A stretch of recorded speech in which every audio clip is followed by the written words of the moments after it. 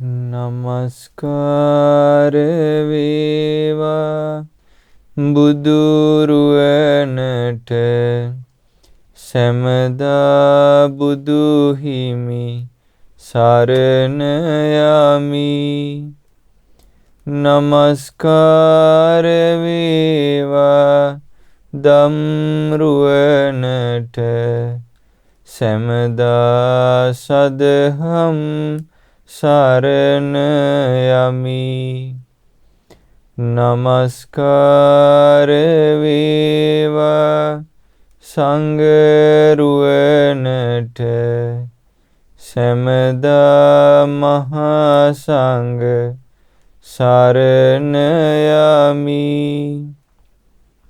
නමස්කාර වේවා තුනුරුවනට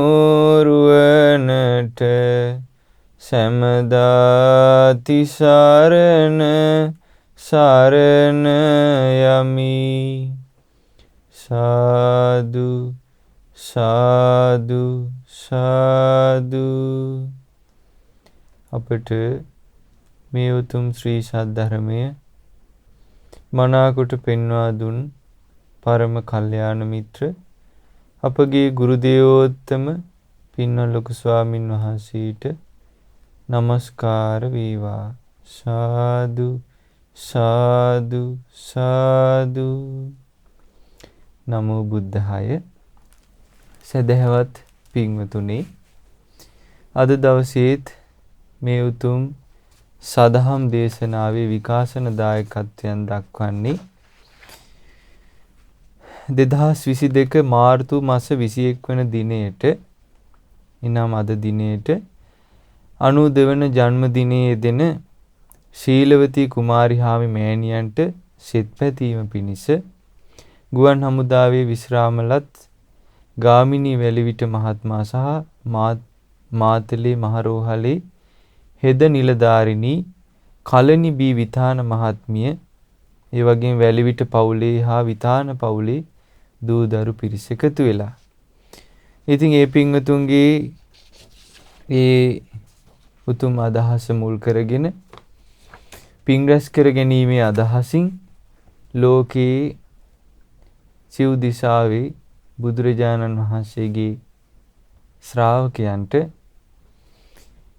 ඊටමත් සුමధుර ලස්සන දහම් දේශනාවක් අද ශ්‍රවණය කරන්න ලැබෙනවා. පින්වතුනි, අද ඔබට කියලා දෙන්න කල්පනා කළේ බුදුරජාණන් වහන්සේ අපේ ජීවිතය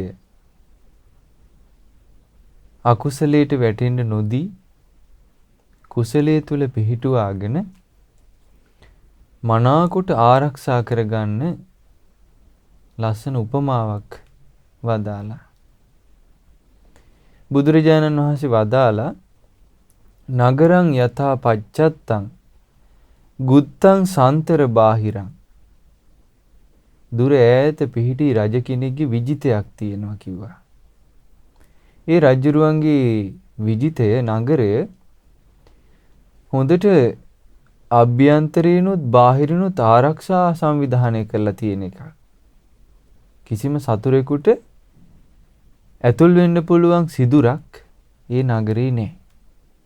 ආන් ඒ වගේ බුදුරජාණන් වහන්සේ වදාලා ඒවං ගෝපේත අත්තානං කනෝවෝ මව්පච්චගා. ඒ වගේ ඔබේ ජීවිතේ රැකගන්න කිව්වා. තමන්ගේ ජීවිතේ ආරක්ෂා කරගන්න කිව්වා. මේ ක්ෂණය ඔබට අහිමි වෙන්න එපා කිව්වා. කනා තීතාහි සෝචන්ති නිරයම්හි සමප්පිතා. මේ ක්ෂණය අහිමි වෙච්ච අය නිරේ වැටිලා දුක් විඳිනවා කිව්වා. බුදුරජාණන්සේ ඒක දැක්කා. බුදුරජාණන්සේ කාලෙත් හිටිය මිනිස්සු හිටියා බුදුරජාණන් වහන්සේ මුණ ගැහිලා ධර්මයක් අහන්න ලැබිලා ශ්‍රාවක සංඝයාත් දකින්න ලැබිලා. හැබැයි Tamanට වැරදුනා. ඒ අය Tamanට ලැබුණු ක්ෂණය කලාතුරකින් ලැබෙන අවස්ථාව, ධර්මය අවබෝධ කරගන්න තියෙන අවස්ථාව අහිමි කරගත්තා. ඔවුන් නිරේ වැටිලා දුක් විඳා. ඒ දුක් විඳින සත්වයන් භාග්‍යතුන් වහන්සේ දැක්කා. අපිට බුදුරජාණන් ඒකයි වදාළේ දුර ඈත පිහිටි රජ කෙනෙකුගේ විජිතයක් ඇතුළතිනුත් පිටතිනුත් හොඳට ආරක්ෂා සංවිධානය කරලා තියෙන නගරයක් වගේ මේ තමන්ගේ ජීවිතේ ආරක්ෂා කරගන්න කිව්වා. මොකද අපිටත් දැන් ක්ෂණ සම්පත්තියක් ලැබිලා තියෙනවා. බුදු කෙනෙක් පහළ වෙලා වදාළ ධර්මයේ අපිට අහන්න ලැබෙනවා. අපිත් මිනිස්සු හැටියට ජීවිතය ගැන කල්පනා කරන්න පුළුවන් අය හැටියට ඉපදිලා ඉන්නවා. එතකොට අපිට මේකෙන් අපේ ඉදිරි ගමන වෙනස් කරගන්න පුළුවන්. හැබැයි අපි මේ අවස්ථාව ගණන් ගත්තේ නැත්තම් මේ ෂණය අපිට මගහැරුණොත් ආයෙත් අපි සංසාර දුකට වැටෙනවා. තිරිසන් ලෝකේ ඉපදුනාට පස්සේ පින්වතුනි ජීවිතේ අවබෝධ කිරීමක් ගැන කතා කිරීමක් ඒ ලෝකේ නැහැ. ජීවිතේ අවබෝධයක් ගැන හිතීමක් ඒ සතුන් අතර නැහැ. හැම වෙලෙම බියෙන් තැති ගැනීමෙන් ඉන්නවා. බඩගින්නෙන් පිපාසයෙන් ඉන්නවා. එකිනෙකා කා කොටා ගන්නවා. තිරිසන් ලෝකේ එහෙමයි බුදුරජාණන් වදාළේ. പ്രേත ලෝකේ ගියාට පස්සේ පිපාසයෙන් ඉන්නවා. බඩගින්නෙන් ඉන්නවා. ධර්මය අවබෝධ කිරීමක් ගැන අදහසක් නැහැ. පෙරේතයන්ට පේනවා අතීතයේ වෙච්ච වැරැද්ද. අනාගතේ යන තැන පේනවා. නමුත් ගැලවෙන්න විදිහක් නැහැ. නිරේ වැටුනොත් නිරේ දුක් විඳීමක්ම තියෙනවා. සැප මාත්‍රයක් නැහැ. ධර්මය අවබෝධ කිරීමක් ගැන කතාවක් නැහැ. මේ වගේ පහත් ලෝකයකට වැටුනොත් මේ මනුස්ස ජීවිතෙන් ධර්මය අවබෝධ කිරීමක් ලැබෙන්නේ නැහැ. මනුස්ස ලෝකේ ඉන්න අය අතරින් බලන්න පින්වතුනි කීයෙන් කී දෙනෙක්ද බුදුරජාණන් වහන්සේ සරණ ගියේ. ඒ ධර්මයේ සරණ ගියේ. ශ්‍රාවක සංඝයා සරණ ගියේ. බොහෝ පිරිසක් හරි හැටියට මේ සරණේ පිහිටලා නැහැ. උන් අසරණ වෙලා වුන් වාසය කරනවා. ඉතින් පින්වතුනි ඒ නිසා බුදුරජාණන් වහන්සේගේ අවවාදය මොකද්ද?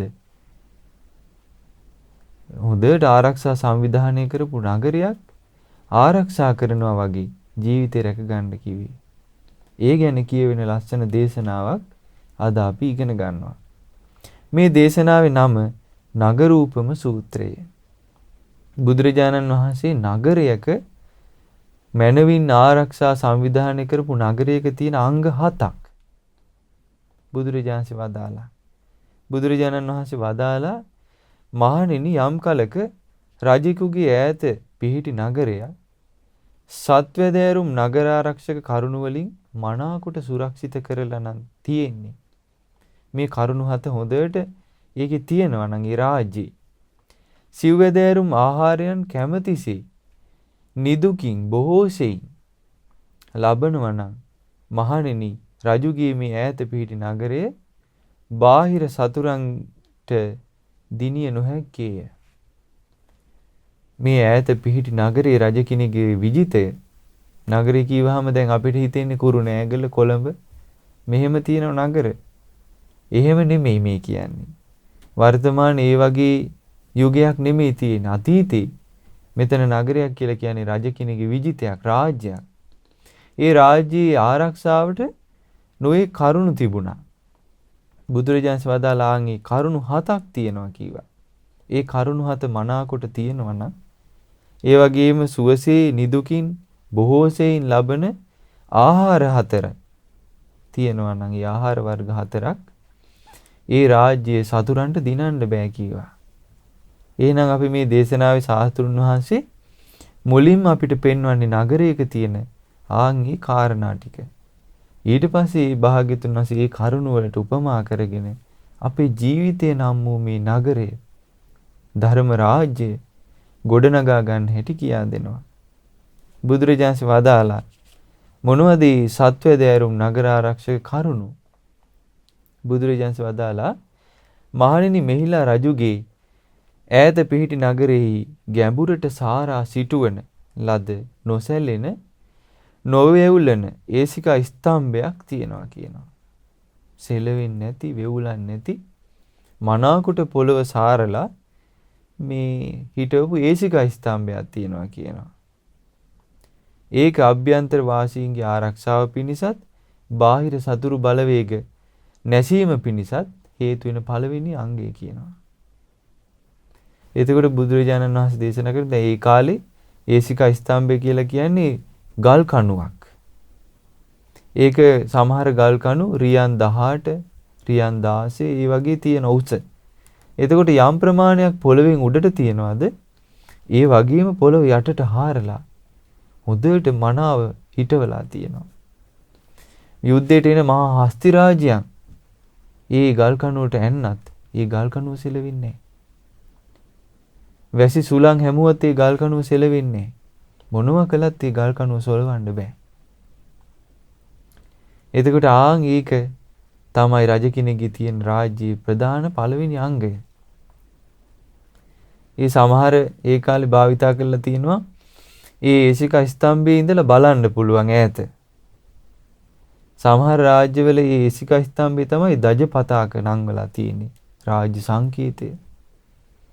එතකොට ඒක බිම හෙලන්න බෑ හොඳට මනාව පොළවේ පිහිටලා තියෙන නිසා. එතකොට පළවෙනි අංගය තමයි පින්වතුනි රජ කෙනෙක්ගේ රාජ්‍යයේ තියෙන මනාකොට ආරක්ෂා සංවිධානය කරපු රාජ්‍යයක් නම් ඒකේ තියෙන්න ඕනේ ඒසිකා ස්තම්භය. හොඳට මනාව පොළවේ පිහිටපු ඒසිකා ස්තම්භයක් තියෙන්න ඕනේ. ඊළඟට බුදුරජාණන් වහන්සේ වදාලා තවද මහණෙනි රජුගේ ඈත පිහිටි නගරයේහි ගැඹුරුත් පළල්ලුත් දියාගලක් කණින ලද්දේ වෙයි. ඒ රජුරුවන්ගේ ඈත පිහිටියේ රාජ විජිතේ ගැඹුරට පළලට හදපු දියාගලක් තියෙනවා. ඒ රාජ්‍ය සීමාව වටා ඒක තියෙනවා. එතකොට සතුරන්ට ඒ දියාගලින් එන්න අමාරු වෙනවා. සමහර විට ඔකට භයානක කිඹුල්ලු දානවා, මිනිමස් කන. ඒ වගේ ඊට පස්සේ උරු පහර වලින් එන්න බෑ. ඒ සතුරෝ ටික ටික එන්න ගත්තාම ඉක්මනට මර්ධනය කරන්න පුළුවන්.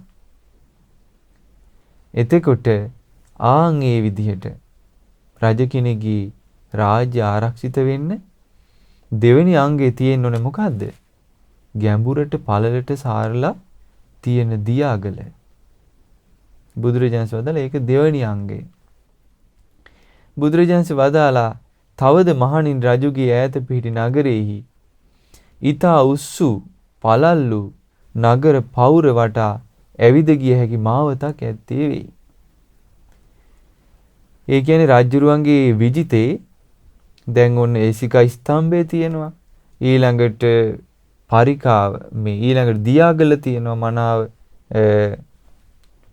දිගට පළලට හාරපු දියාගල. ඊළඟට තියෙනවා කියනවා ඒ රජුගේ විජිතේ වටේට ගමන් කරන්න පුළුවන් පස් පුරවලා උසට හදපු බැම්මක්. වැයකන්දක් වගේ එකක් තියෙනවා. ඒ රාජ්‍ය සීමාව වටේම තියෙනවා. දැන් අපිට ওই පරණ ඒ රාජ්‍යදානි තිබ්බ තැන් වලට ගියාම ওই නටඹුන් දකින්න ලැබෙනවා. තාමත් ශේෂ වෙලා ඉතුරු වෙලා තියෙනවා පස් කඳු. එතකොට ඒ රාජ්‍ය සීමාව වටේටම මේ විදිහේ බැම්මක් තියෙනවා. ඒක උඩ යන්න පුළුවන් මාර්ගයක් තියෙනවා.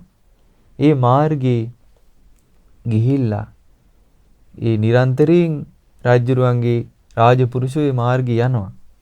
නිතර හොයලා බලනවා. එතකොට සතුරු ඈතින් එනවනම් දැනගන්න පුළුවන්. ආරක්ෂා සංවිධානය කරලා තියෙනවා. එතකොට තුන්වෙනි අංගය තමයි අන්න ඔය කියන ඒ උස්සු පළල්ලු නගර පෞර වටේට ඉදි කරලා තියෙනවා. ඒකේ ඇවිදගෙන යන්න පුළුවන්. අනුපරියාපත කියලා කියනවා ඒකට. ඊළඟට බුදුරජාණන්සේ වදාළ තවද මහණෙනි රජුගේ ඈත පිහිටි නගරේ සලාක නම් වූද ජේවනීය නම් වූද බොහෝ ආරක්ෂක ආයුධයන් රැස් කරන ලද්දේ වෙයි. සලාක කියලා කියන ජේවනීය කියලා කියන ඒ කාලේ තිබුණු නම් ඒ වගේ ආයුධ ගොඩාක් රැස් කරලා තියෙනවා කියනවා. ආයුධ හිග වෙන්නේ නැහැ. යුද්ධ කරගෙන යනකොට ආයුධ ඉවරුනොත් ඒ රාජ්‍ය අල්ලනවා. එතකොට හොඳට ආයුධ තියෙනුනේ මුවහත් කරපු හොඳ ආයුධ. ඉතින් ආන්ගේ රජ කෙනෙක්ගේ රාජ්‍යයේ ආරක්ෂාවට උවමන හතරවෙනි කාරණාව තමයි හොඳ ආයුධ ගබඩාවක් තියෙනවා. රැස් කරලා ආයුධ ගබඩාවක් තියෙනවා. එතකොට රාජ්‍ය ආරක්ෂාවට ඒකත් උවමනයි. පස්වෙනි කාරණා බුදුරජාණන් වදාලා තවද මහණෙනි රජුගේ ඈත පිහිටි නගරයේහි බොහෝ බලසේනාවෝ වසති. හොඳ සේනාවක් ඉන්නවා. ඇතුම් පිට නගින සේනාව, අසුම් පිට නගින සේනාව, රථයන්හි සේනාව, දුනුවායෝ දජගෙන යන්නෝ, සේනා රැස් කරන්නෝ, ආහාර ගෙන යන්නෝ, යුද බිමෙහි බැස ගන්නෝ, සතුරන් මතට කඩා පනින්නෝ, මහා යෝධයෝ, මහා ශූරයෝ, සන්නායකයෝ, දාසපුත්‍රයෝ මේ ආදී ඒ රජ්ජුරුවන්ගේ ඒ ඈත පිහිටි නගරේ අභ්‍යන්තර ජනයාගේ ආරක්ෂාව පිණිසත් බාහිර සතුරු බලවේග නැසීම පිණිසත් හොඳ සේනාවක් ඉන්නවා. චතුරංගනී සේනාවක් ඉන්නවා. එතකොට මේ යුද්ධය පටන් ගත්තට පස්සේ යුද බිමේ ඒ බෙහෙතේත් ගෙනියන අය, ආහාර පාන වතුර ගෙනියන අය, යුද කරන අය, ආයුධ සපයන්නෝ මේ වගේ විශාල සේනාවක් ඉන්නවා. ඒක තමයි පස්වෙනි කාරණාව. ඊළඟට බුදුරජාණන් වහන්සේ වදාලා තවද මහණෙනි රජුගේ ඈත පිහිටි නගරයේහි නොදන්නවුන් වළක්වන, දන්නවුන් ඇතුළට යන්න අවසර දෙන නුවණැති ප්‍රඥාවන්ත වූ ව්‍යක්ත වූ දොරටුපාලෙක් සිටිනවා. නුවණැති ප්‍රඥාවන්ත, දන්න අය ඇතුළට ගන්න, නොදන්න උන් ඇතුළට ගන්න නැති හොඳ දොරටුපාලයෙක් ඉන්නවා කියනවා. දැන් මේ දියාගලින් ඈතර වෙන්න වටේටම දියාගල තියෙනකොට එක තැනකින් විතරක් තියෙනවා අර උස්සන්න පුළුවන් පාලමක්. ඒක තමයි එතන තියෙන ద్వාරය. එතකොට ඒක නිරන්තරයෙන් ඔසවලා තියෙන්නේ. දොරටුපාලයා තමයි ඒක පාත් කරන එක, ඔසවන එක කරන්නේ. එතකොට එතන නුවණ නැති මෝඩ මේ ප්‍රඥාවක් නැති දොරටුපාලයෙක් හිටියොත් එහෙම ඔහු සතුරන්ට දොරටුව පාත් කරලා දෙනවා, ඇරලා දෙනවා. එතකොට ඒ රාජ්‍ය අල්ල ගන්නවා නිකම්ම. එතකොට එතන බුදුරජාණන් වහන්සේ හොඳ ව්‍යක්ත, නුවණැති, ප්‍රඥාවන්ත දොරටුපාලයෙක් ඉන්නවා කියනවා. ඔහු තමයි එතන බලලා දාන්න කට්ටිය ගන්න ඇතුළට, නොදන්න අය ගන්නේ නැති. ඒ 6 වෙනි අංගය කියනවා රජුරුවන්ගේ රාජ්‍යයේ. ඊළඟට පින්වතුනි බුදුරජාණන් වදාලා තවද මහණෙනි රජුගේ ඈත පිහිටි නගරයේහි උස්සූ පළල්ලු සුණු පිරියම් කළ මහා ප්‍රාකාරයක් ඇත්තේ වෙයි. ඒ රාජ්‍යයේ තියෙනවා හොඳට අර කියපු අංග වලින් වගේම මෙන්න මේ අංගය ඒ රාජ්‍යයේ තියෙන හොඳට උස පළල් ප්‍රාකාරයක් තියෙන වටේට. ඒකේ සුණු පිරියම් කරලා තියෙන්නේ. පුංචි සතෙකුටවත් ඇතුල් වෙන්න බෑ. හොඳට ඒක සිදුරු වහලා පිපිරීම් නැති හොඳ ප්‍රාකාර බැම්මක් තියෙනවා. පළලට උසට හදපු. ඒක කියනවා 7 වෙනි අංගයේ රජතුමාගේ රාජ්‍යයේ තියෙන. හොඳට ආරක්ෂා සංවිධානය කරපු රාජ්‍යයක් නම් මෙන්න මේ අංග 7 ඒ රාජ්‍යය තියෙනවා කියනවා. ඒ අංග 7 තියෙන්නේ කුමකටද? බාහිරින් පැමිණෙන සතුරු ආක්‍රමණ වලින් වළක්වීමටත් අභ්‍යන්තර ජනයාගේ ආරක්ෂාව පිණිසත්. ඊළඟට බුදුරජාණන් වදාලා කැමැතිසේ ලබන, නිදුකින් ලබන, බොහෝසේ ලබන සතර ආහාර මොනවද? ආහාර 4ක් තියෙනවා කියවනේ මේ රාජ්‍යයේ. ඒවා කැමැති විදිහට සුවසේ ලබන්න පුළුවන්. මේ ආහාර 4 නැත්තම් මිනිසු හිතලවා වාසය කරන්නේ ඒ රාජධානියේ.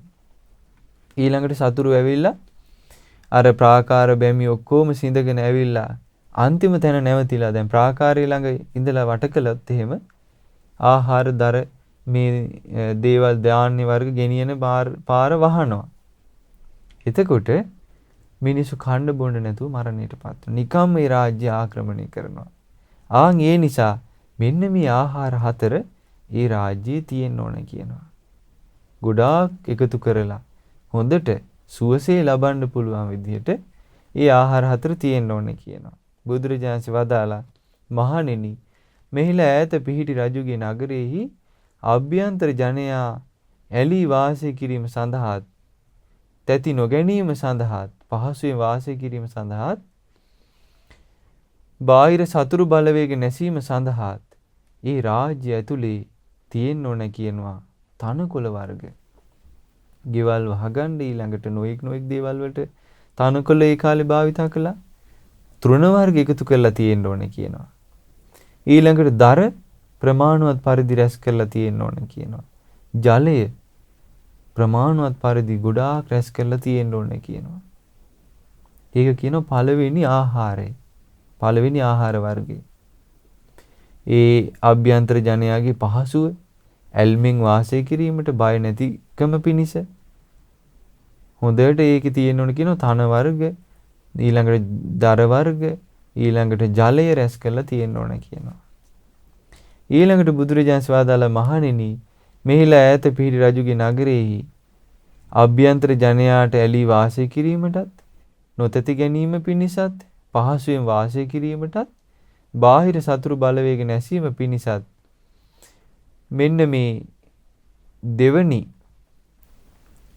අංගේ තියෙන්න ඕන කියන මොනවද? සහල් යව මේ දේවල් රැස් කරලා තියෙන්න ඕන කියනවා.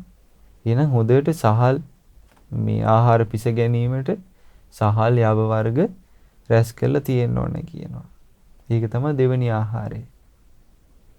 ඊළඟට බුදුරජාණන් වහන්සේ වදාළ ඒ වගේම තමයි පින්වත් මහණෙනි රාජ්‍යයේ අර කියපු කරුණු නිසා රැස් කරලා තියෙනවා කියන තල, මේ, මුං ආදි සෙසු ආහාර පාන. සෙසු ආහාර පාන ධාන්‍ය වර්ග රැස් කරලා තියෙන්න ඕන කියනවා. ඊළඟට බුදුරජාණන් වහන්සේ ඒ වගේම තමයි හොඳ මේ සෞඛ්‍ය පද්ධතියක් තියෙන්න ඕන කියනවා. ඒ කියන්නේ ඒ කාලේ භාවිතා කළ ගිතෙල්, වෙඬරු, තෙල්, මී පැණි, සකුරු, ලුණු ආදී මේ දේවල් බෙහෙත් හැටියට පාවිච්චි කළා. අදටත් ඒවා පාවිච්චි කරනවා. එතකොට මේ ගිතෙල්, තල තෙල්, මී පැණි, හකුරු මේ වාගේ දේවල් හොඳට ඒක රැස් කරලා තියෙන්න ඕන කියනවා. ඒ රාජ්‍යයේ අභ්‍යන්තර ජනයාගේ පහසුව පිණිස. ඒ ජනයාට බයක් නැතුව වාසය කිරීම පිණිස. ඔන්න ඔය කියපු ආහාර වර්ග 4 රැස් කරලා තියෙන්න ඕන කියනවා. එතකොට ඒ රජ්ජුරුවන්ගේ රාජ්‍ය සතුරන්ට ආක්‍රමණය කරන්න බැරුව යනවා. ඉතින් ඔන්න ඔය කියපු අංග 7ත් ඔය කියපු ආහාර වර්ග 4ත් හොඳට ඒ රාජ්‍යයේ තියෙනවා නම් ඒ හොඳට ඒ කටයුතු සංවිධානය වෙලා නම් තියෙන ඒ රාජ්‍ය ලෙහෙසියෙන් පහසුවෙන් සතුරන්ට ආක්‍රමණය කරන්න බෑ කියනවා. බුදුරජාණන් වහන්සේ වදාලා ඒ වගේ දැන් අපි ඔය කතා කළේ රජ්ජුරුවන්ගේ ඒ හොඳට ආරක්ෂා සංවිධානය කරපු රාජ්‍ය ගැන. දැන් බුදුරජාණන් දේශනා කරන මහණෙනි ඒ වගේ යම් කලෙක ආර්ය ශ්‍රාවකයා මේ කියපු සප්ත ධර්මයෙන් සමන්විත වුණොත් ඒ වගේම ගැඹුරු චිත්ත දියුණුවෙන් යුතු මෙලොව සැප විහරණයේ ඇති සතරක් වූ ධානයන් කැමැතිසේ නිදුකින් බොහෝසෙයින් ලබන්නේද මහණෙනි මේ ආර්ය ශ්‍රාවකයාව අනුතුරේ හෙලීමට පවිටු මාරයා විසින් කිසිවක් කරගත නොහැකිය. බුදුරජාණන් වදාළේ මොකද්ද? යම් කලක මේ විදිහටම ධර්ම 7කින් යුක්ත නම් ආර්ය ශ්‍රාවකයා ඒ වගේම මේ සුවසේ ලබන පහසුවෙන් ඒ ගැඹුරු චිත්ත දියුණුවෙන් යුතු මෙලොවදී සැප විහරණයේ ඇති සතරක් වූ ධානයන් පළවෙනි, දෙවෙනි, තුන්වෙනි, හතරවෙනි ධානයන් සුවසේ ලබනවා නම් ඒ ශ්‍රාවකයාව අනුතරේ හෙලීමට මාරයට අවස්ථාවක් ලැබෙන්නේ නැහැ කියනවා. එහෙනම් අපේ ජීවිතෙත් ඇත්තටම පින්වතුනි රාජධානියක් වගේ. ඒකයි බුදුරජාණන් වහන්සේ ඒ වගේ අපේ ජීවිතය රැක ගන්න කිව්වේ. එහෙනම් බලන්න මේ අංග දැන් අපි මේ ඉගෙන ගන්න අංග අපේ ජීවිතේ නැත්තම් ඒකේ ආයේ දිනන්න දෙයක් තියෙනවද සතුරෙකුට? අපි යටත් වෙලා ඉන්නේ. අමුතුවෙන් දිනන්න දෙයක් නෑ ඒ කෙනාගේ ජීවිතේ.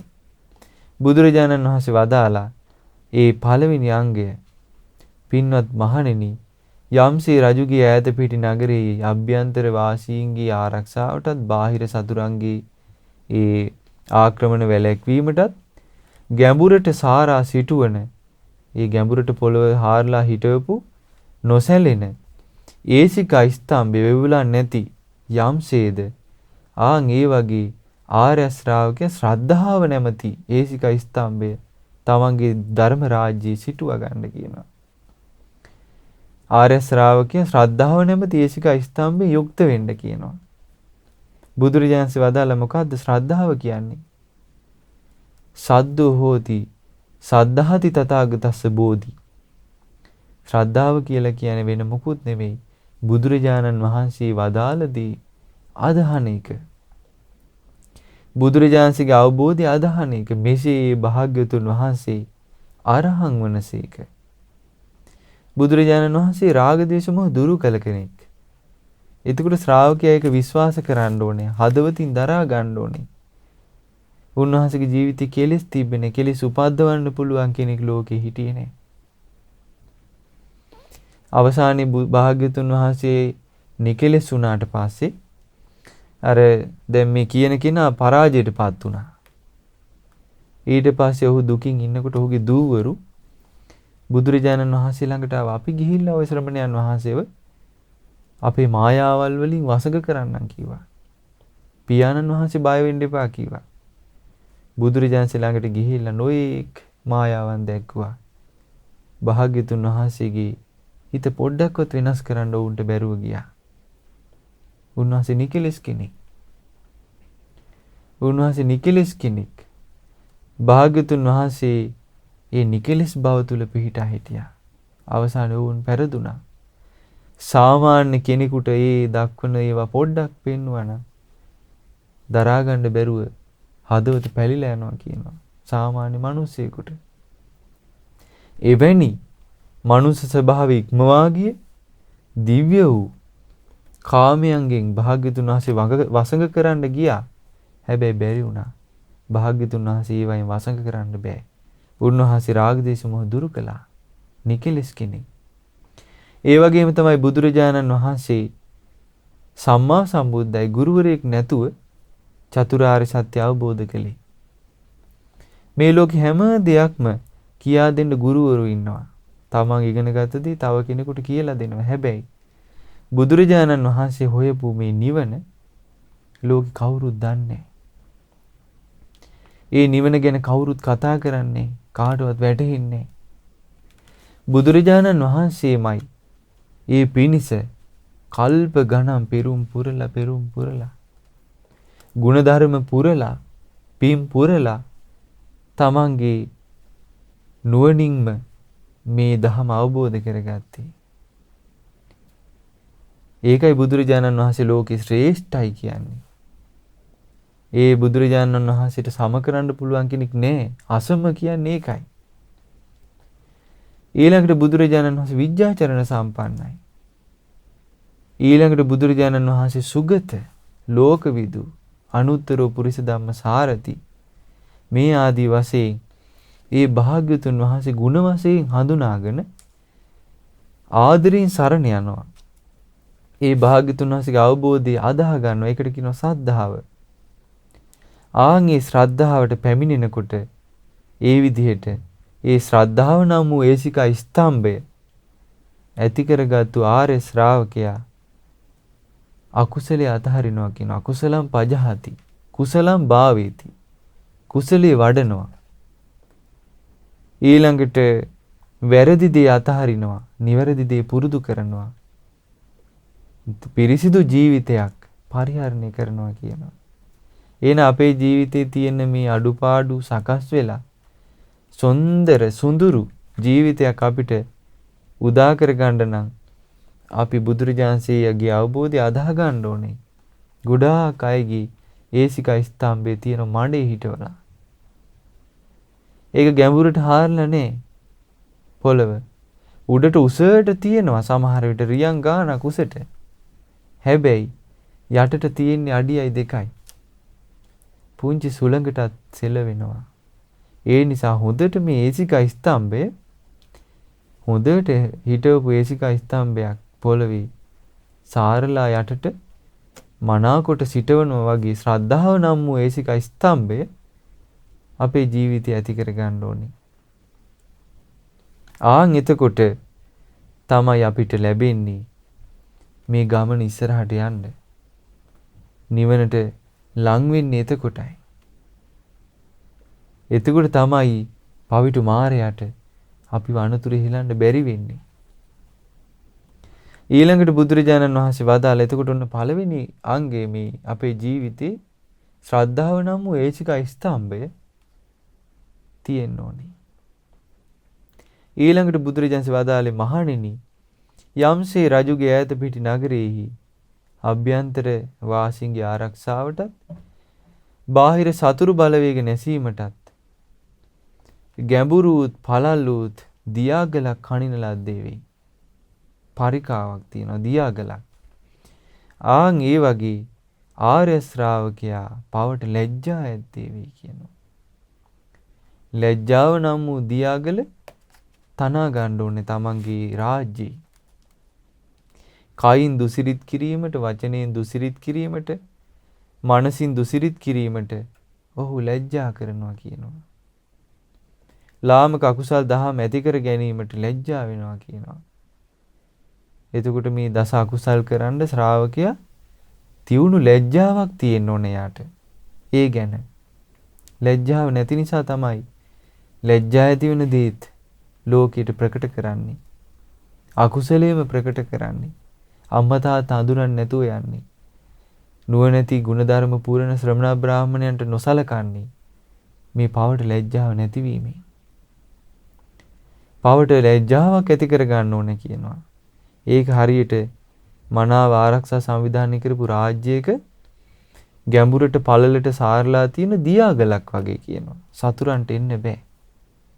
ඒ නිසා පින්වතුනි අපේ ජීවිතෙත් ආන් ඒ විදිහේ දියාගලක් හදා ගන්න ඕනේ. මොකක්ද දියාගල? ඒකට කියනවා පවට තියෙන ලැජ්ජාව. සිතින්, කයින්, වචනින්, මනසින් පව් කරන්න තියෙන ලැජ්ජාව. බුදුරජාණන් වදාලා එතකොට ආර්ය ශ්‍රාවකයා ලැජ්ජාව නම් වූ දියාගලින් සමන්විත වූ ආර්ය ශ්‍රාවකයා අකුසලයේ අතහරිනවා. කුසලයේ වඩනවා. වැරදි දේ අතහරිනවා. නිවැරදි දේ පුරුදු කරනවා. ඔහු මේ නිවැරදි ජීවිතයක් පරිහරණය කරනවා කියනවා. එතකොට ඔන්න ඔය දෙවෙනි සද්ධර්මයෙන් සමන්විත වෙන්න කියනවා ආර්ය ශ්‍රාවකයාට. ශ්‍රද්ධාව නැමැති ඒසිකා ස්තම්භය, ඊළඟට පවට ලැජ්ජාව නම් වූ දියාගල අපේ ජීවිතේ තනා ගන්න ඕනේ.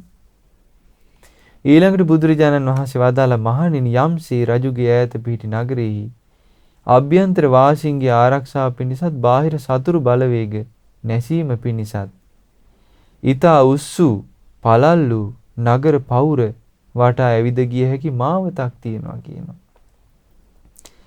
ඒ නගර පවුර වටා ඇවිද යන්න පුළුවන් හොඳ මාවතක් අනුපරියා පතය සකස් කරලා තියෙනවා කියනවා. ඒකේ ඇවිදගෙන යන්න පුළුවන්. එතකොට මේ ඈත පිහිටි රජ කෙනෙකුගේ රාජ්‍යයේ ඒ නගරේ මෙන්න මේ අනුපරියා පතය තිබුණොත් තමයි ආරක්ෂාව සංවිධානය වෙන්නේ. එහෙනම් ශ්‍රාවකයාගේ ජීවිතෙත් ආන් ඒ වගේ ආර්ය ශ්‍රාවකයාගේ ජීවිතේ පවට බය නම් වූ අනුපරියා පතය ඇති කරගන්න කියනවා. සිතින්, කයින්, වචනෙන් අකුසල් කරන්න, ඒ අකුසල් කරාම ඒකෙන් ලැබෙන දුක් විපාකයට බය වෙන්න කියනවා. ඒ බය ඇති කරගන්න කියනවා. ඒ බය නැත්තම් මිනිස්සු ලාමක අකුසල් කරනවා. ලාමක දේවල් වල යෙදිලා ඉන්නවා. අවසානයේ දුක් විපාක විඳින්න සිද්ධ වෙන්නේ යාලටමයි. බුදුරජාණන් වහන්සේ වදාළ චෝරෝ යතා සාන්දි මුකේ ගහීතෝ සකම්මනා සොරෙක් ඉන්නවා කියනවා.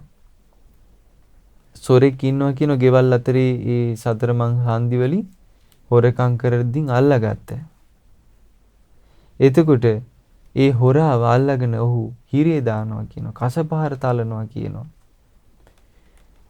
ඔහු දුක් විඳින්නේ වෙන කෙනෙක් කරපු දෙයකට නෙමෙයි. තමන්ම කරපු කර්මයේ, තමන්ම කරපු ක්‍රියාව නිසා. තමන් දුක් විඳින්නේ තමන්ගේම ක්‍රියාවෙන්.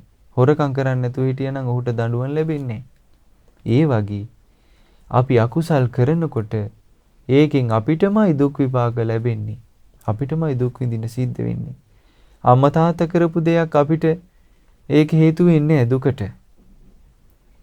අපි විසින්ම කරපු අකුසලයෙන් අපි දුක් විඳිනවා.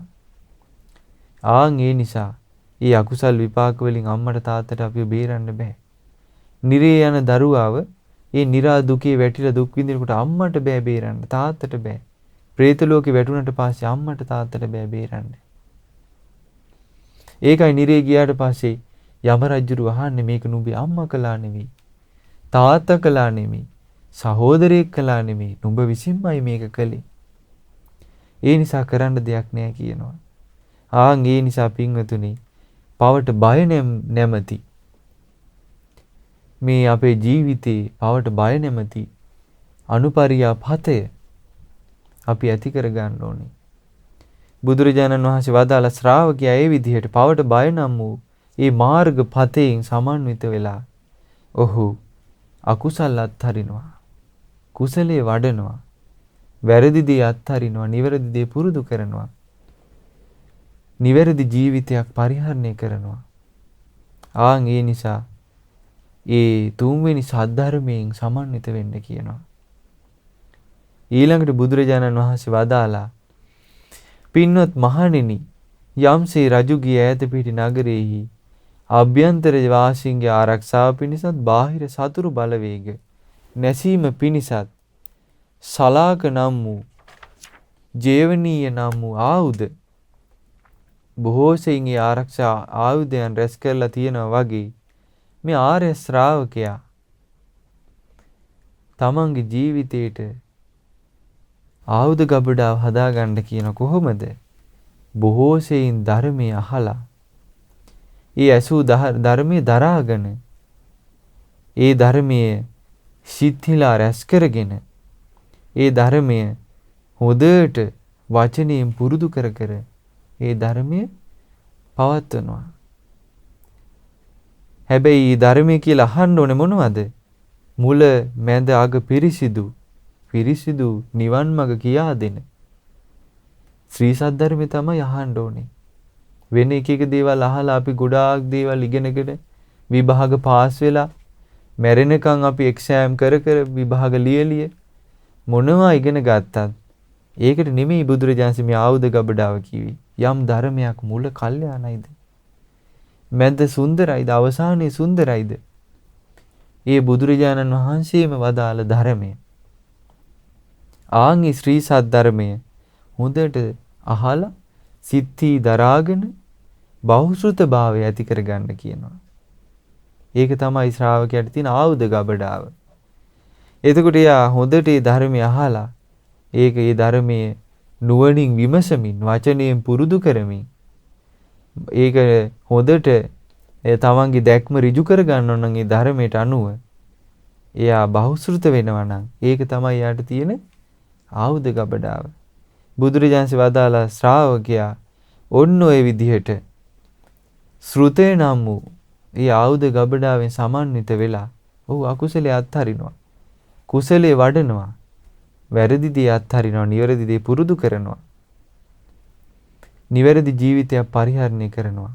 ඒ නිසා මේ ධර්මයේ උපද්දවා ගන්න කියනවා ජීවිතේ බහුශ්‍රත බව. බහුශ්‍රත බව නම් වූ ආයුධ ගබඩාව අපේ ජීවිතේ තියෙනවා නම් මේක ගොඩාක් අයගේ නෑ ජීවිතේ. ඒක අහලා තියෙන්නේ එක එක්කිනා කියපු දේවල් හරියට දන්නේ, හරියට දරාගෙන නෑ. බුදුරජාණන් වහන්සේ වදාළ ධර්මයේ හරියට දරාගෙන නෑ. අසවල් හාමුදුරුවෝ කිව්වා, අසවල් කෙනා කිව්වා කියලා අහලා තියෙනවා. සැක සංකා සහිතව වාසය කරනවා. පැහැදිලිව අහපු ධර්මයක් නෑ. එතකොට එයාට හැම තැනදීම සැකේ එනවා. හැම තැනදීම සැක එනවා. මේක කොහොමද දන්නේ? මේක මෙහෙම වුණොත් මෙහෙම වෙයිද? සැකේ උපදිනවා. නමුත් බුදුරජාණන් වහන්සේ වදාළේ නිර්මල පිරිසිදු ධර්මය හොඳට දරාගත්තු ශ්‍රාවකයාට තමන්ගේ ජීවිතේ තේරෙනවා. එතකොට මේක වැරදි. මේක තමයි හරි. මේක තමයි පුරුදු කරන්න ඕනේ කියලා එයාට තේරෙනවා. ඒ නිසා බහුශ්‍රృత බව නම් වූ ආයුධ ගබඩාව ඇති කරගන්න කියනවා.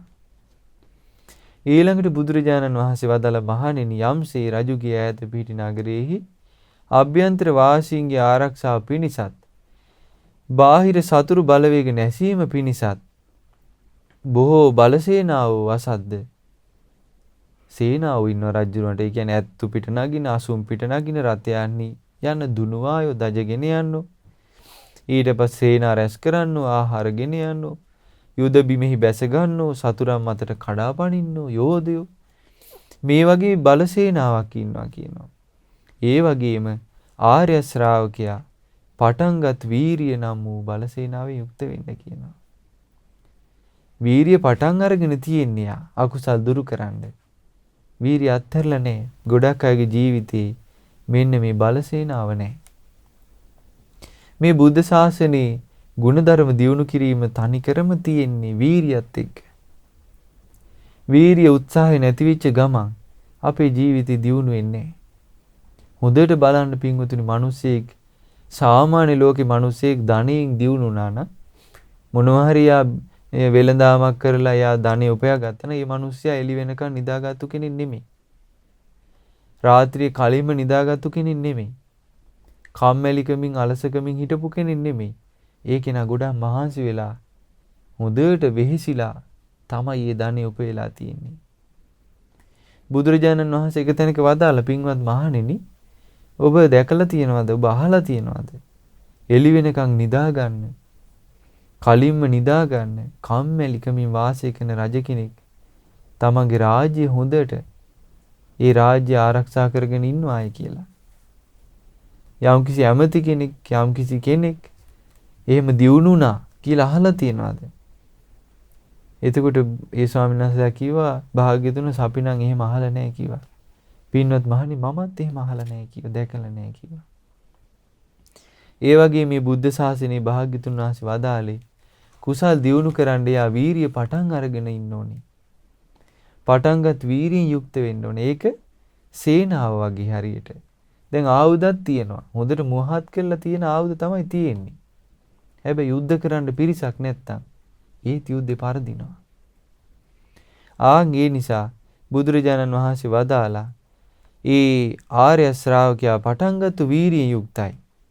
අකුසල් දහම් ප්‍රහාණය කිරීමටත්, කුසල් දහම් උපදවා ගැනීමටත්, ඊළඟට ඒ පිණිස දැඩි නොපසුබසින වීරිය තියෙනවා කියනවා. ඊළඟට දැඩි පරාක්‍රමයෙන් යුක්තයි යා. වීරිය පටන් අරගෙන තියෙන්නේ. ඒ වීරිය නම් බලසේනාවෙන් සමන්විත ආර්ය ශ්‍රාවකයා අකුසලයේ අතහරිනවා, කුසලයේ වඩනවා, වැරදි දේ අතහරිනවා, නිවැරදි දේ පුරුදු කරනවා, නිවැරදි ජීවිතය, පිරිසිදු ජීවිතය පරිහරණය කරනවා. ඒ නිසා පින්වතුනි, මේ පස්වෙනි සද්ධර්මය බලසේනාව නම් වූ, එතකොට බුද්ධ ශාසනයේ වීරිය නම් වූ බලසේනාවෙන් යුක්ත වෙන්න කිව්වා. බුදුරජාණන් වහන්සේ වදාලා 6 වෙනි කාරණාව, පින්වත් මහණි, රජුගේ ඈත පිහිටි නගරේ අභ්‍යන්තර වාසීන්ගේ ආරක්ෂාව පිණිසත්, බාහිර සතුරු බලවේග නැසීම පිණිසත් නොදන්නවුන් වළක්වන, දන්නවුන් විතරක් ඇතුල් වෙන්න අවසර දෙන නුවණැති ප්‍රඥාවන්ත ව්‍යක්ත දොරටු පාලෙක් සිටිනවා කියනවා. ඒ වගේ ආර්ය ශ්‍රාවකයා සිහියෙන් වාසය කරන්න කියනවා. සිහිය නම් වූ දොරටු පාලයාගෙන් යුක්ත වෙන්න කියනවා. හැම වෙලෙම දැන් අපි ආසයිනේ ඉක්මනට ධර්මයේ පුරුදු කරන්න, ධර්මයේ දියුණු කරගන්න, මේ සසර දුකින් නිදහස් වෙන්න. බුදුරජාණන් වහන්සේ වදාලා එහෙනම් එච්චර හදිසි අපිට තියෙන හදිසි, ඒ හදිසි අපි ප්‍රතිඵල ලබන්න නම් නිතර සිහිය පුරුදු කරන්න ඕනේ. බුදුරජාණන් වහන්සේ ශ්‍රාවකයාට වදාළේ තම පියාගෙන් ලැබෙන උරුමය සතර සතිපට්ඨානය. එතන සිහිය පිහිටවන්න කියනවා. ඒ වගේ සිහිය නම් වූ මේ දොරටුපාලයාගෙන් යුක්ත වෙන්න කියනවා. ඔහු උතුම් සිහියෙන් අවස්ථානෝචිත ප්‍රඥාවෙන් බොහෝ කලකට පෙර කරපු දේවල් කියපු දේවල් හොඳට සිහි කරන්න පුළුවන්. නැවත නැවත සිහි කරනවා. ආන් ඒ වගේ සිහිය නම් දොරටුපාලයාගෙන් යුක්ත වෙලා ඒ අකුසලයේ අතහරිනවා. කුසලයේ වඩනවා. වැරදි දේ අතහරිනවා. නිවැරදි දේ පුරුදු කරනවා. පිරිසුදු ජීවිතයක් පරිහරණය කරනවා. එහෙනම් පින්වතුනි අපි කැමතිනම් ඉක්මනට කුසල් වඩන්න ඉක්මනට මේ ජීවිතේට නිරන්තරයෙන් කුසල් වැඩෙන විදිහට වාසය කරන්න අපි සිහිය පුරුදු කරන්න ඕනේ. එතකොට අපිට ඉක්මන් ප්‍රතිඵල ලබන්න පුළුවන්. ඒ නිසා සිහිය නම් වූ දොරටුපාලය අපි තියාගන්න ඕනේ. සිහිය නැති වෙච්ච ගමන් තමයි අපිට හොයාගන්න බෑ. තරහක් උපදින කාරණාවක් ආව ගමන් අපි සිහියෙන් හිටියේ නැත්තම් අපි ඒකට යට වෙනවා. ආසාව උපදින කාරණාවක් ආව ගමන් අපි ඒකට යට වෙනවා. රාගය උපදින කාරණාවක් ආපු ගමන් අරමුණක් ආව ගමන් ඒකට යට වෙනවා සිහිය නැති වෙච්ච ගමන්. සිහියෙන් ඉන්න කෙනාට තමයි මේ ජීවිතයේ ඇත්ත ස්වභාවය පේන්නේ. මේ මිනිස්සු ගත කරන සමහර ලාමක ජීවිත ඒ වගේ ඇත්ත ස්වභාවය පේන්නේ සිහියෙන් ඉන්න කෙනාට. ඒ නිසා සිහිය නම් වූ දොරටුපාලය තියාගන්න ඕනේ. බුදුරජාණන් වදාළා ඊළඟට 7 වෙනි කාරණාව අර ඈත පිහිටි රාජ්‍ය රජුරු ආරක්ෂා කරනවා. ඒ 7 වෙනි අංගය බාහිර සතුරු බලවේග නැසීමටත් අභ්‍යන්තර වාසීන්ගේ ආරක්ෂාව පිණිසත් උස්සු පළල්ලු සුණු පිරියම් කළ මහා ප්‍රාකාර බැම්මක් තියෙනවා. ඒ වගේ ආර්ය ශ්‍රාවකයා ප්‍රඥාවන්ත වෙන්න කියනවා. හට ගැනීම නැතිවීම දැකීමට සමර්ථ ප්‍රඥාවෙන් යුක්ත වෙනවා. අනිත්‍ය දන්නවා. යා හොඳට අනිත්‍ය දකින්නවා ජීවිතේ. ආර්ය වූ තියුණු අවබෝධය ඇති කරවන මනවින් දුක් ඡය කරවන ප්‍රඥාව යුක්ත වේ කියනවා.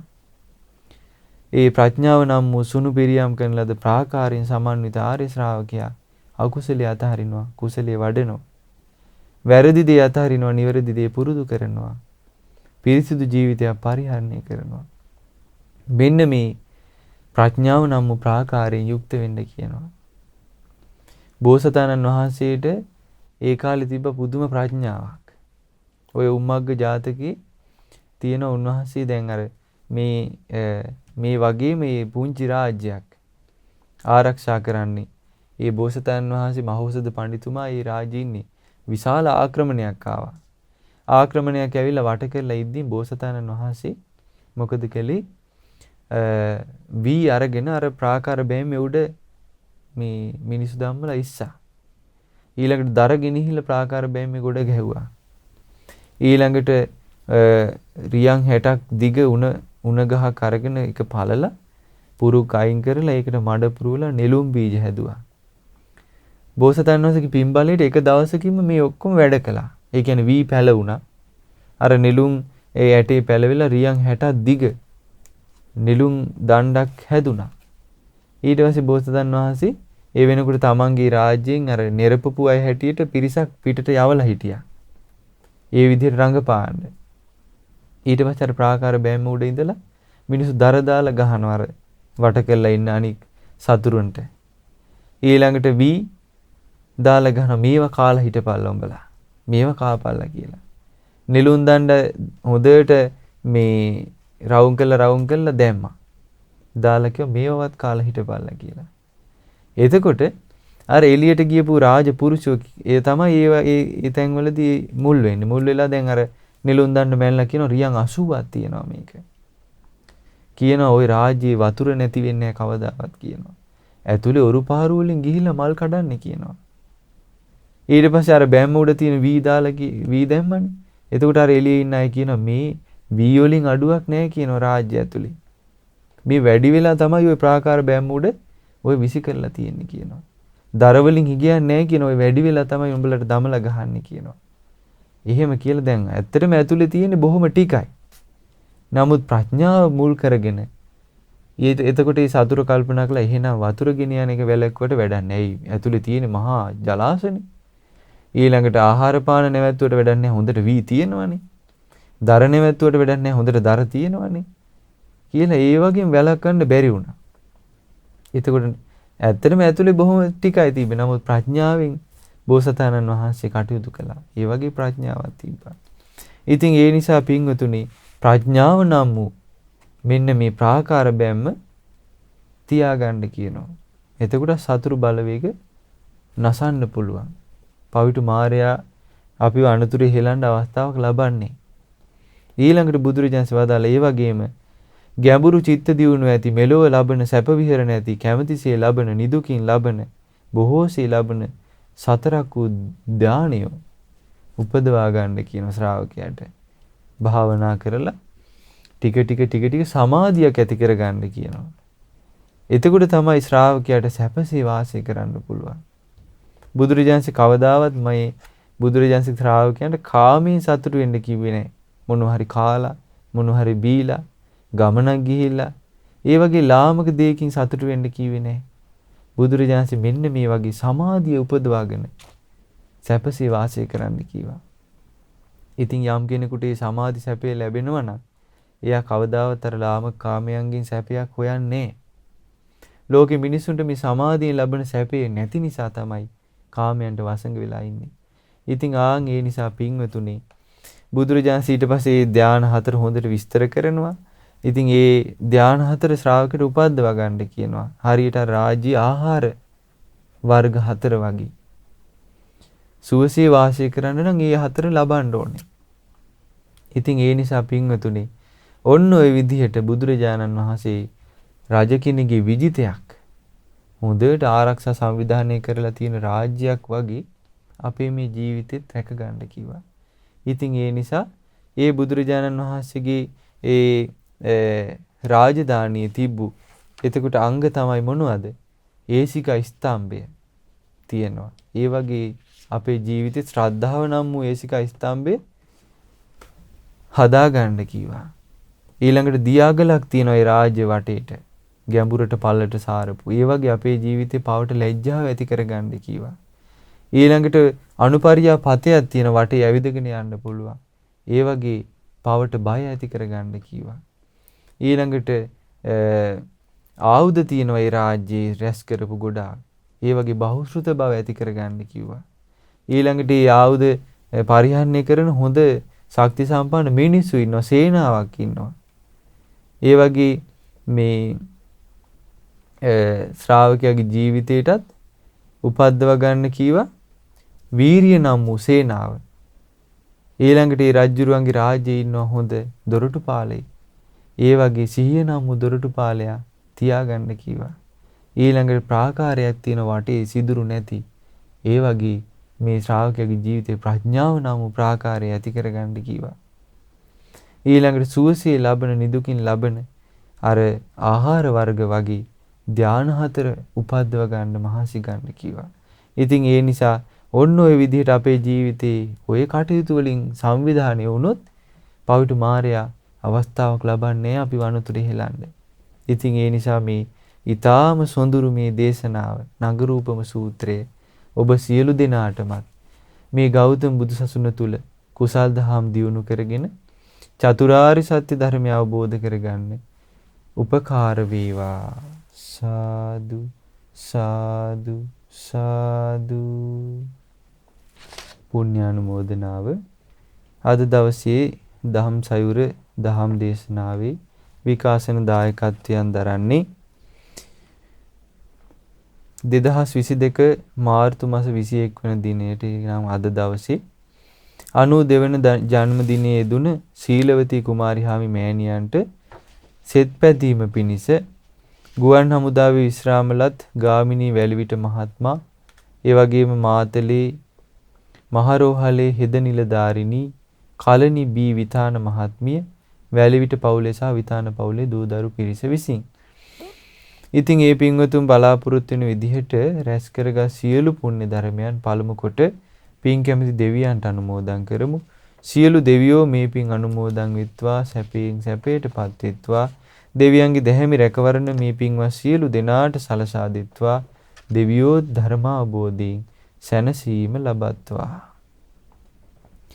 ඒ වගේම කල්යාණ මිත්‍ර අපගේ ගුරු දේවෝත්තම පින්වත් ලොකු ස්වාමින් වහන්සේට මේ පින් අනුමෝදන් වෙත්වා නිදුක් නිරෝගී සුවපත් භාවයේ දීර්ඝායු සම්පන්නිය සැලසේවා ගෞතම බුදු සසුනේ චතුරාර්ය සත්‍ය ධර්මය අවබෝධ කර ගනිත්වා. සාදු සාදු සාදු. ඒ වගේම රැස් කරගත් සියලුම පුණ්‍ය ධර්මයන් මීට වසර 46කට පෙර මිය ගිය සුගතපාල වැලිවිට පියාණන්ට මීට වසර 17කට පෙර මිය ගිය බීබී විතාන පියාණන්ට මීට වසර 17කට පෙර මිය ගිය කොයින් මැණිකේ මෑණියන්ට මීට වසර 11කට පෙර මිය ගිය නන්දා වැලිවිට නැන්දනියට මීට වසර 8කට පෙර මිය ගිය ජයම්පති වැලිවිට සහෝදරයාට මීට වසර 12කට පෙර මිය ගිය තිලකා වණිකසේකර සහෝදරියට WB බස්නායක ඒ සහ ඒ ඥාති සියලු දෙනාට පවුල්වල මියගිය සියලු ඥාතීන්ට මේ පින් අනුමෝදන් වෙලා පරලෝ වශයෙන් ඒ සියලු දෙනා සැපවත් වෙත්වා සූපත් වෙත්වා සංසාර දුකින් නිදහස් වීමට මේ සියලු පින් ඒ පින්වත් සියලු දෙනාටත් උපකාර වෙත්වා. සාදු සාදු සාදු. ඒ වගේම රැස් කරගත් සියලුම පුණ්‍ය ධර්මයන් 2022 මාර්තු මාස 21 වන දිනේට අද දිනේට 92 වන ජන්මදිනයේ යෙදෙන සීලවතී කුමාරි හාමි මෑණියන්ට මේ පින් අනුමෝදන් වෙලා නිදුක් නිරෝගී සුවපත් භාව දීර්ඝ සම්පන්නිය සැලසේවා. එතුමියටත් මේ පුණ්‍යානුභාවයෙන් සුවසේ මේ ජීවිතේ තව තව පින් රැස් කරගෙන ගෞතම බුදු සසුනේ චතුරාර්ය සත්‍ය ධර්මය අවබෝධ කර ගැනීමේ වාසනාව උදා වෙත්වා. සාදු සාදු සාදු. ඒ වගේම රැස් කරගත් සියලුම පුණ්‍ය ධර්මයන් දායකත්වයේ දරූ ඒ සියලු දෙනාටත් පවුල්වල සියලු දෙනාටත් අධ්‍යාපනය ලබන ඒ පවුල්වල දූ දරුවන් සියලු දෙනාටත් මේ පින් අනුමෝදන් වෙලා ඒ සියලු දෙනාටත් සුවසේ අධ්‍යාපන කටයුතු ආදී සාර්ථක කර ගැනීමට තිරුවණි අනන්ත ආශිර්වාදයේ සැලසේවා. ඒ වගේම මහමිනා වාසී සියලු පින්වත් ස්වාමින් වහන්සේලාටත් ගෞතම බුදුසසුනේ පිළිවෙත් පුරන සියලු පින්වත් ස්වාමින් වහන්සේලාටත් අනගාരികා මෑණියන් වහන්සේලාටත් පැවිදි අපේක්ෂක සියලු දූ පුතුන්ටත් ශ්‍රද්ධා කාර්ය මණ්ඩලයේ සියලු දෙනාටත් ශ්‍රද්ධා මාසික ධර්ම දාන සමාජිකයන් සියලු දෙනාටත් මේ පින් අනුමෝදන් වෙත්වා. දායකත්වයන් දැක්වූ සියලු දෙනාටත් අප සියලු දෙනාටමත් මේ ගෞතම බුදුසසුනේදීම උතුම් චතුරාර්ය සත්‍ය ධර්මය අවබෝධ කර ගැනීමේ වාසනාව උදා වෙත්වා. සාදු සාදු සාදු. හැම දිනාටම තෙරුවන් සරණයි. නමෝ බුද්ධාය. මෙවැනි වටිනා ධර්ම දේශනා ශ්‍රවණය කිරීමට ශ්‍රද්ධා ඩේලි YouTube චැනලය සබස්ක්‍රයිබ් කරන්න.